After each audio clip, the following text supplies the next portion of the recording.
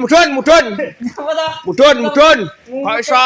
Yo surup ra prenggon iki. Dandan, Mas. Iki anak wedok geger njaluk paket kamar tapi kamare kuwi sempit. Kamare sempit. Ya. Iki enek paket 6.500.000 gawe kamar sing sempit-sempit ngono ya. Lah cak kaya apa-apa barange. Nomor 1 iki sik, tak sil iki sik. Iki meja rias.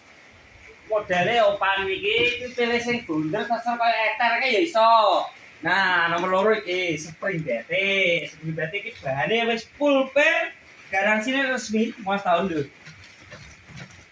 Truk model piye panggah josis. Nah, sing nomor 3 ya iki jenenge lemari hemat tempat. Lah jabang baik lah ya iki sing tak maksudke. Ya ngene iki to. Ya.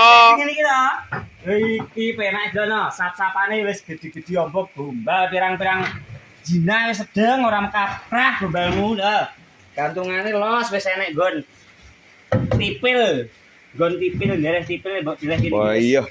Ora samar pangan rayap. Sik, bali sing cidhek sing genah kene. Yo, piye? Iki omahku ke ning Solo, kuwi engko ngeteri sakmene gedene, sakmene akeh. Iki engko mesti ongkos kirime larang tenan. Kowe kok wis mesti ngono kuwi ae, domongi bolak-balik. Ongkos kirim nang ngene iki purnituke gratis. Jawa Timur, Jawa Tengah, Madura, Jogja.